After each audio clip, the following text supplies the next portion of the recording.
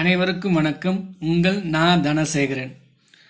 இன்றைய காணொளியில் கலிஷன் ஃப்ரீக்குவன்சி மீன் ஃப்ரீ பாத் பார்க்க போகிறோம். இது மிக முக்கியமான தலைப்பு. இது பார்த்தீங்கன்னா UG TRP physics, UG TRP chemistry and also need எக்ஸாமில் ரிப்பீட்டடாக கேட்கக்கூடிய ஒரு முக்கியமான தலைப்பு. வாங்க வீடியோக்குள்ளே போகலாம். முதல்ல நம்ம என்ன பார்க்க போகிறோம்னா கலிஷன் ஃப்ரீக்குவன்சி. சரி, இந்த கலிஷன் ஃப்ரீக்குவன்சினா என்ன அப்படின்னு பார்த்தீங்கன்னா, ஒரு செகண்ட்ல அந்த மாலிகுல் எத்தனை மோதல்கள் மேற்கொள்கிறது அப்படின்னு தானே சொல்றேன்னா கலிஷன் ஃப்ரீக்வன்சி. இப்போ ஒரு 10 மாலிகுல் இருக்குன்னு வச்சுங்களேன், ஒரு மாலிகுல் மட்டும் மூவ் ஆகுது. அப்படி மூவ் ஆகிறப்ப ஒரு வினாடியில் எத்தனை மாலிகுலாக கூட அது மோதுது அப்படின்னு சொல்றதா என்ன சொல்றேன்னா ஃப்ரீக்வன்சி. ஏன்னா ஃப்ரீக்வன்சி என்ன சொல்றாங்கன்னா F = 1/T. அப்போ காலத்தினோட தலைகை மதிப்பு தான் அதிர்வெண் அப்படின்னு சொல்றாங்க. அப்போ ஒரு வினாடியில் ஒரு தனி மாலிகுல்ஸ் எத்தனை மாலிகுல்களோட மோதுதோ அதுதான் என்ன சொல்றேன்னா கலிஷன் ஃப்ரீக்வன்சி. அதுக்கான ஃபார்முலா பார்த்தீங்கன்னா Z = 1/√2 π σ² c/ρ². சிக்மான்னு பார்த்தீங்கன்னா கலிஷன் டயாமீட்டர், c/னா ஆவரேஜ் வெலாசிட்டி, ரோன்னா பார்த்தீங்கன்னா டென்சிட்டி. நம்ம லாஸ்ட் டைமில் கலிஷன் நம்பர் பார்த்தோம். உங்களுக்கு அந்த ஃபார்முலா ஞாபகம் இருக்குன்னு நினைக்கிறேன். பாருங்க, ZC = √2 π σ² c/ρ. அப்போ கலிஷன் நம்பரா கூட ஒரு டென்சிட்டியை நம்ம மல்டிப்ளை பண்ணா யூ கெட் தி கலிஷன் ஃப்ரீக்வன்சி. இப்போ கலிஷன் நம்பரா கூட அடர்த்தியை நம்ம பெருக்கணும்னா கிடைக்குன்னா கலிஷன் ஃப்ரீக்வன்சி கிடைக்கும் அப்படின்னு சொல்றாங்க. அதுதான் இங்க ஃபார்முலா பார்த்தீங்கன்னா Z = 1/√2 π σ² c/ρ² அப்படின்னு சொல்றாங்க. இதில் ரெண்டு விதமான விளைவுகள் கொடுத்துருக்காங்க. Effect of temperature, effect of pressure.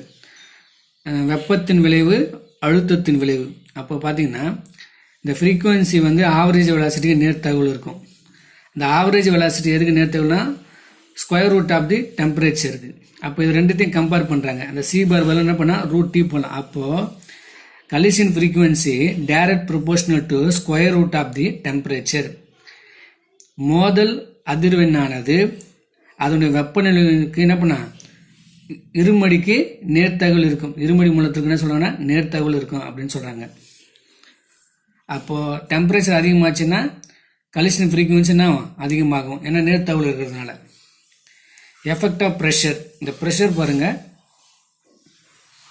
அது என்ன இருக்குன்னா ஃப்ரீக்வன்சி எப்படி இருக்குன்னா ஸ்கொயர் ஆஃப் தி டென்சிட்டி. அப்போ ஒரு பொருளினுடைய ஒரு மாலிகுலினுடைய அடர்த்தி அதிகரிக்கிறப்ப ஃப்ரீக்வன்சியும் அதிகரிக்கும் அப்படின்னு சொல்றாங்க. ஒன்னு ரிலேஷன் கொடுத்தாங்கன்னா the pressure direct proportional to density. அழுத்தமானது அடர்த்திக்கு நேர்த்தகவல் இருக்குமா. இது மொத்தமாக கம்பைன் பண்ணி டெரிவேஷன் பண்ணி ஃபைனலாக பண்ணால் ரிசல்ட் கிடைக்கும். பார்த்தீங்கன்னா the collision frequency direct proportional to square of the density of the molecule.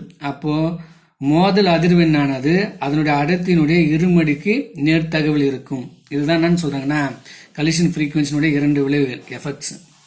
அதுக்கப்புறம் மிக முக்கியமானது என்னன்னா மீன் ஃப்ரீ பாத். அதுதான் ரொம்ப முக்கியம். முதல் டெஃபினிஷன் பார்த்துருவோம்.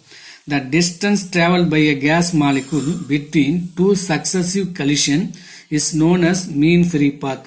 இந்த மீன் ஃப்ரீ பாத்னா ஒன்றும் கிடையாதுங்க. இது ஒரு கண்டெய்னரு. இங்கே நிறைய மாலிகுல் இருக்குன்னு சொல்றாங்க. அதனோட டயாமீட்டர் Dன்னு சொல்றாங்க. இப்போ இந்த சிங்கிள் மாலிகுல் என்ன பண்ணுதுன்னா ஒரு குறிப்பிட்ட டைம்ல குறிப்பிட்ட வால்யூத்தில் இப்படியே மூவ் ஆகிட்டேன்னு வச்சுங்களேன், இங்கே போய் மோதுது. இங்கே மோதிட்டு அடுத்து பக்கத்தில் ஒரு மூலக்குள் இருக்கும், அங்கே மோதும். அப்போ தொடர்ச்சியான இரண்டு மோதல்களுக்கு இடையே உள்ள அந்த தொலைவு தான் என்னன்னு சொல்றாங்கன்னா மீன் ஃப்ரீ பாத். அப்போ இந்த மீன் ஃப்ரீ பாத் ஸ்ட்ரைட் லைனாக இருக்காது, ஜிக்ஸாகாக இருக்கும். ஏன்னா ரேண்டமாக மூவ் ஆகும். நிறைய மாலிகுல் இருக்கும், அப்போ ஸ்ட்ரைட்டாக போகும், அப்படி இப்படி வரும். இங்கே மாலிகுல் இருக்கும் போது இப்படி போகும். அப்போ அதோட பாதை நேர்கோட்டு பாதையாக இருக்காது, என்ன பண்ணால் ரேண்டமாக தான் இருக்கும் அப்படின்னு சொல்கிறாங்க. இதில் மிக முக்கியமானது பார்த்தீங்கன்னா அந்த மீன் ஃப்ரீ பாத் சிம்பிள் லாம்டான்னு சொல்கிறாங்க. அதுக்கான ஃபார்முலா பாருங்கள், 1/√2 π n/d². டின்னா டயாமீட்டர் ஆஃப் தி மாலிகுல், என்னன்னா number of molecule per unit volume. ஓகேங்களா. இது பார்த்தீங்கன்னா the relation between the mean free path diameter. அப்போது டயாமீட்டர் அதிகமாக அதிகமாக மீன் ஃப்ரீ பாத் என்ன குறையும். ஏன்னா எதிர்த்தகவல் இருக்கு, அதுவும் இருமடிக்கு இருக்கு. அப்போ டயாமீட்டர் எங்கெல்லாம் அதிகமாக இருக்குதோ அங்கே மீன் ஃப்ரீ பாத் கம்மியாயிடும். டயாமீட்டர் அதிகமாச்சுன்னா மாலிகுலுக்கு இடைவெளி அதிகமாயிடும். அப்போ மோதல் கம்மியாக இருக்கும் அப்படின்னு சொல்றாங்க. அதுக்கடுத்து இந்த மீன் ஃப்ரீ பாத் ஃபார்முலாவை இன் டேர்ம்ஸ் ஆஃப் ப்ரெஷர் என்ன பதிலாக என்ன போட போனால் P/KTன்னு போட்டால் இந்த ஃபார்முலா கிடைக்கும். அப்போ lambda equal to 1/√2 KT by D square P. இங்கே பார்த்தீங்கன்னா மீன் ஃப்ரீ பாத் வந்து ப்ரெஷருக்கு வந்து எது தகவல் இருக்குது, இன்வெர்ஸ் ப்ரொபோர்ஷனாக இருக்குது. அப்போ ப்ரெஷர் அதிகமாக மீன் ஃப்ரீ பாத் என்ன ஆகும், குறையும். ஓகேங்களா? இல்லை ப்ரெஷர் குறைஞ்சா மீன் ஃப்ரீ பாத் வந்து அதிகமாகும். அதுக்கப்புறம் பார்த்தீங்கன்னா இன் டேர்ம்ஸ் ஆஃப் டென்சிட்டியில் lambda equal to m/√2 by D square rho. இந்த ரோன்றது டென்சிட்டி, எம்ன்றது mass of each molecule. Capital M கொடுத்துருந்தாங்க சார் என்ன மோலார் மாஸ், அதனால ஞாபகம் வச்சுக்கணும். இங்கே பார்த்தீங்கன்னா mean free path inverse proportional to density. அப்போ டென்சிட்டிலாம் அதிகரிக்கிறப்ப மீன் ஃப்ரீ பாத் குறையும், டென்சிட்டி குறைஞ்சா மீன் ஃப்ரீ பாத் வந்து அதிகரிக்கும். நீங்கள் நல்லா தெரிஞ்சுக்கணும், நேர் தகவல் இருந்தால் ரெண்டுமே அதிகரிக்கும், எதிர் தகவல் இருந்தால் இன்வெர்ஸ் ப்ரொபோர்ஷன் இருந்தால் ஒன்று அதிகரிச்சிச்சுன்னா ஒன்று வந்து குறையும் அப்படின்றாங்க. சரி, இதுக்கு ரிலேட்டடாக கிராஃப் வந்து ரொம்ப முக்கியம். இதுக்கு பாருங்க, lambda inverse proportional to density, lambda direct proportional to mass. இங்கே பாருங்கள், நேர்த்தகவலுக்கு ரோ வந்து எதிர்த்து அதுக்கு வந்து கிராஃப் வரைகிறோம்.